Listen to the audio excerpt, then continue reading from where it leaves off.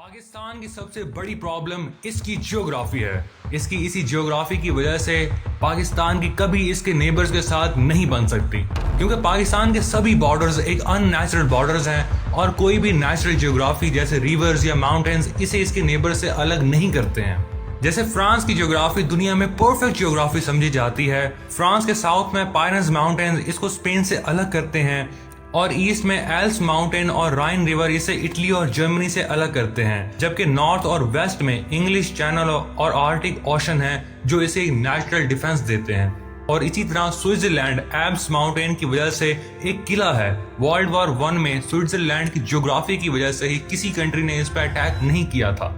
UK Japan जैसे countries island nation होने की वजह से काफी कॉन्फ्लिक्ट से बचे हुए हैं। और चिली की अगर मैं बात करूं तो एक साइड पे इसके अगर पैसिफिक ओशन है तो दूसरी साइड पे इसके एंडीज माउंटेन है। अगर इसके एक साइड पे अटाकामा डेजर्ट है तो इसके दूसरी साइड पे अंटार्कटिका की बर्फ है जो इसे नेचुरल डिफेंस देते हैं। जब इंडियन सब कॉन्टिनेंट यूनाइटेड हुआ करता था तो दुनिया में इसकी ज्योग्राफी भी परफेक्ट समझी जाती थी, क्योंकि हिमालयन माउंटेन्स और इंडस रिवर इसे नेचुरल डिफेंस देते थे।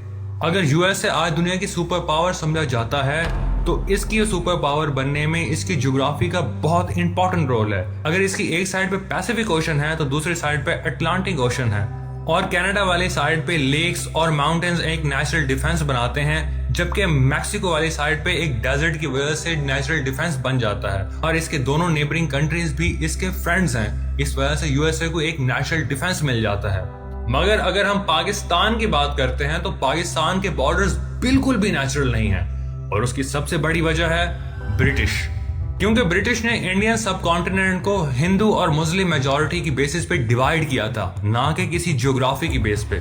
ऑल इंडिया मुस्लिम लीग की डिमांड तो यूनाइटेड पंजाब और यूनाइटेड बंगाल की थी, मगर जब पार्टीशन हुई तो यूनाइटेड बंगाल और यूनाइटेड पंजाब को डिवाइड कर दिया गया। इसकी वजह से पंजाबी और बंगाली स्पीकिंग इंडिया और पाकिस्तान में डिवाइड हो गए। मुस्लिम लीग की कोशिश तो ये थी कि सुतलेज रिवर को बॉर्डर बना लिया जाए, मगर ब्रिटिश ने गुरदासपुर भी इंडिया को दे दिया, जिसकी वजह से इंडिया को कश्मीर तक का रास्ता मिल गया। और इसी चीज की वजह से इंडिया और पाकिस्तान के दरमियान कश्मीर डिस्प्यूट स्टार्ट हुआ, जो आज भी इंडिया और पाकिस्तान के दरमियान सबसे बड़े मसले की वजह है। कश्मीर की वजह से 1947 में फर्स्ट कश्मीर वॉर हुई, जिसके रिजल्ट में कश्मीर भी डिवाइड हो गया और इनके दरमियान सीज फायर लाइन बनी। इसके बाद इंडिया और पाकिस्तान के दरमियान 1965 की सेकंड कश्मीर वॉर हुई, मगर इसका सलूशन फिर भी नहीं निकला। जब पाकिस्तान ईस्ट पाकिस्तान और वेस्ट पाकिस्तान हुआ करता था तो ये चीज भी इसकी सबसे बड़ी ज्योग्राफिकल वीकनेस थी, क्योंकि पाकिस्तान की 56% पॉपुलेशन ईस्ट पाकिस्तान में रहती थी और बाकी 44% पॉपुलेशन वेस्ट पाकिस्तान में। जब पाकिस्तानी पॉलिटिक्स की वजह से पाकिस्तान में सिविल वॉर हुई तो 1971 की वॉर में यही ज्योग्राफिकल वीकनेस पाकिस्तान की सबसे बड़ी कमजोरी साबित हुई, क्योंकि इंडिया ने पाकिस्तान की सप्लाई लाइन ही कट कर दी थी और कराची के गिर्द नेवल ब्लॉकेट लगा दिया था। इसके बाद कश्मीर की सीज फायर लाइन LOC बन गई, मगर यहाँ पर भी एक प्रॉब्लमेटिक पॉइंट छोड़ दिया गया और वो था NJ 9842 पॉइंट, क्योंकि इसके आगे इन्होंने कोई बॉर्डर डिसाइड ही नहीं किया था और दोनों कंट्रीज ने खुद से एज्यूम कर लिया कि ये ज्योग्राफिकल एरिया उन्हें बिलोंग करता है। इसकी वजह से 1984 में फिर सियाचिन ग्लेशियर पे इंडिया और पाकिस्तान के दरमियान कॉन्फ्लिक्ट हुई। इंडिया ने सियाचिन ग्लेशियर के सभी इंपॉर्टेंट पासेस पर अपना कब्जा कर लिया। 1999 में कारगिल वॉर भी हमें देखने को मिलती है, जिसमें पाकिस्तान ने सियाचिन ग्लेशियर की सप्लाई लाइन कट करने की कोशिश की थी। और आज भी पाकिस्तान और इंडिया के दरमियान खराब ताल्लुकात की सबसे बड़ी रीजन यही कश्मीर को समझा जाता है। और पाकिस्तान का एक और प्रॉब्लम यह है कि पाकिस्तान के सभी major important cities Indian borders के बहुत करीब हैं। जैसे लाहौर सिटी सिर्फ 21 से 24 किलोमीटर दूर है और इस्लामाबाद जो पाकिस्तान का कैपिटल है वो 115 से 130 किलोमीटर ही दूर है। और इसी तरह कराची और फैसलाबाद भी इंडियन बॉर्डर से ज्यादा दूर नहीं है। पाकिस्तान अगर ज्योग्राफी की बेसिस पर एक नेशनल डिफेंस बनाना चाहे तो इंडस रिवर एक परफेक्ट डिफेंस लाइन बन सकती है, मगर इसकी प्रॉब्लम यह है कि इंडस रिवर पाकिस्तान के बिल्कुल दरमियान से होकर गुजरता है और पाकिस्तान की 75% पॉपुलेशन इसकी ईस्टर्न साइड पे रहती है। तो इंडस रिवर को तो पाकिस्तान बिल्कुल अपना डिफेंस लाइन नहीं बना सकता है। और वो पाकिस्तान जो खुद को एक एग्रीकल्चर कंट्री कहता है और इस ज्यादातर अपनी एग्रीकल्चर पे ही डिपेंडेंट है, इसके साथ सबसे बड़ी प्रॉब्लम यह है कि इसके सभी major river Indian control area से आते हैं। हाँ, इन रिवर पर इंडस वाटर ट्रीटी जरूर मौजूद है, जिसमें 3 दरिया पाकिस्तान के कंट्रोल में है और 3 दरिया इंडिया के कंट्रोल में है। मगर जिस तरह आजकल इंडिया और पाकिस्तान के दरमियान हालात हैं, इंडस वाटर ट्रीटी भी खतरे में नजर आती है। इसका मतलब यह है कि अगर इंडिया चाहे तो पाकिस्तान का पानी डाइवर्ट करने की ताकत रखता है। और इंडिया पाकिस्तान का बॉर्डर इशू सिर्फ कश्मीर तक महदूद नहीं है। इंडिया और पाकिस्तान के दरमियान सिंध गुजरात सेक्टर में सर क्रीक पर भी इनका बॉर्डर इशू हमें देखने को मिलता है। इंडिया और पाकिस्तान की इस पार्टीशन ने पंजाबी एथनिसिटी को भी दरमियान से काट दिया है। और अगर हम कोस्टल लाइन की भी बात करते हैं तो पाकिस्तान की पहले तो कोस्टल लाइन बहुत कम है और इसकी सबसे बड़ी वीकनेस ये है कि पाकिस्तान के 60% एक्सपोर्ट्स सिर्फ कराची पर डिपेंडेंट है।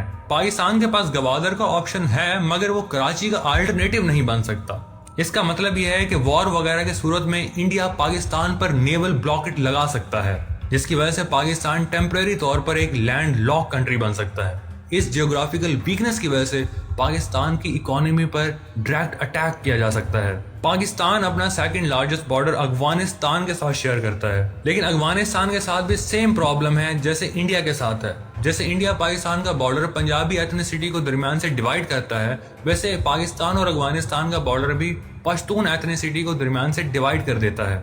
1893 में ब्रिटिश ने अफगानिस्तान के साथ एक ड्यूरेंट लाइन बनाई थी। पाकिस्तान तो इसे इंटरनेशनल बॉर्डर मानता है, लेकिन अफगानिस्तान की आज तक किसी एक भी गवर्नमेंट ने इसे इंटरनेशनल बॉर्डर एक्सेप्ट नहीं किया है, बल्कि अफगानिस्तान पाकिस्तान के सभी पश्तून एरियाज को अपना एरिया क्लेम करता है। और जब पाकिस्तान बना था और यूनाइटेड नेशन में इसने अपनी मेंबरशिप के लिए अप्लाई किया था, तो अफगानिस्तान दुनिया का वो वाहिद कंट्री था जिसने इसी बॉर्डर इशू की वजह से पाकिस्तान को एक्सेप्ट करने से इनकार कर दिया था। बिल्कुल इंडिया की तरह ही पाकिस्तान को अफगानिस्तान के साथ भी बॉर्डर टेंशंस देखने को मिलती रहती हैं और पाकिस्तान के ऊपर 2 फ्रंट वॉर का हमेशा ये खतरा रहता है। और सबसे बड़ी प्रॉब्लम यह है कि अफगानिस्तान एक अनस्टेबल कंट्री है। यहाँ पे पहले सोवियत की वजह से वॉर हुई, फिर यूएस की वजह से, फिर मुजाहिदीन में कॉन्फ्लिक्ट और फिर तालिबान गवर्नमेंट, और अफगानिस्तान के अपने एथनिक ग्रुप्स में भी पावर स्ट्रगल देखने को मिलती रहती है। और पाकिस्तान अफगानिस्तान की इसी अनस्टेबिलिटी की वजह से सेंट्रल एशियन कंट्रीज के साथ डायरेक्ट ट्रेड भी नहीं कर पा रहा है। और वखान कॉरिडोर, जिसे वखान स्ट्रिप भी कहते हैं, वो पाकिस्तान को ताजिकिस्तान से अलग कर देती है। ये एरिया ब्रिटिश और सोवियत यूनियन ने बफर जोन क्रिएट करने के लिए बनाया था। अगर पाकिस्तान वखान कॉरिडोर पर कब्जा करता है या इसे यूज करता है तो इससे पाकिस्तान का ड्यूरेंट लाइन वाला क्लेम वीक हो जाता है और ये अफगानिस्तान कह सकता है कि देखें, पाकिस्तान तो खुद इंटरनेशनल बॉर्डर को नहीं मान रहा है। और अगर ईरान और पाकिस्तान की भी बात करें तो फिर से वही प्रॉब्लम है। ईरान, पाकिस्तान और अफगानिस्तान बलोच एथनिसिटी को डिवाइड कर देते हैं। ईरान में मौजूद सीस्तान और बलूचिस्तान और पाकिस्तान के प्रोविंस बलूचिस्तान में सेपरेटिस्ट मूवमेंट भी हमें देखने को मिलती रही हैं। पहले तो हमेशा पाकिस्तान और ईरान ने म्यूचुअल कोऑपरेशन के साथ ऐसी सेपरेटिस्ट मूवमेंट को हमेशा क्रश कर दिया था, मगर ईरान और पाकिस्तान के ताल्लुकात भी हमेशा एक जैसे नहीं रहते। और क्योंकि ईरान को एक शिया गवर्नमेंट रूल करती है और ईरान के मिडिल ईस्ट में हमेशा से कॉन्फ्लिक्ट्स देखने को मिलते रहे हैं और पाकिस्तान जबकि सुन्नी अलायंसेस के ज्यादा करीब नजर आता है, तो कहीं ना कहीं इनके दरमियान के डिफरेंस अलायंसेस इन दोनों को करीब नहीं आने देते हैं। हाँ, बाकी हम चाइना के बारे में कह सकते हैं कि वो पाकिस्तान का एक ऐसा नेबर है जिसके साथ पाकिस्तान के हमेशा से अच्छे ताल्लुकात रहे हैं। मगर जिस चाइना के साथ पाकिस्तान के सबसे अच्छे ताल्लुकात हैं, उसी चाइना के साथ हमें एक नेचुरल बॉर्डर देखने को मिलता है कराकोरम माउंटेन्स का। मगर चाइना और पाकिस्तान ने मिलकर एक कराकोरम हाईवे बनाया है और सी पैक की वजह से दोनों कंट्रीज और करीब आ रहे हैं। मगर हम ये बात कह सकते हैं कि पाकिस्तान के जिस कंट्री के साथ अच्छे ताल्लुकात हैं वहां पर हमें एक नेचुरल बॉर्डर देखने को मिलता है, और जिन कंट्रीज के साथ पाकिस्तान के अच्छे ताल्लुकात नहीं हैं वहां पर पाकिस्तान का कोई भी नेचुरल बॉर्डर नहीं है। इसी नेचुरल बॉर्डर ना होने की वजह से पाकिस्तान हमेशा अपने नेबरिंग कंट्रीज के साथ कॉन्फ्लिक्ट में रहेगा। बाकी आपकी इस बारे में क्या राय है? पाकिस्तान किस तरह से अपने बॉर्डर्स को ज्यादा सिक्योर कर सकता है? आपकी जो भी राय है आप कमेंट सेक्शन में मुझे जरूर बता सकते हैं। मैं आपके कमेंट्स पढ़ता हूँ।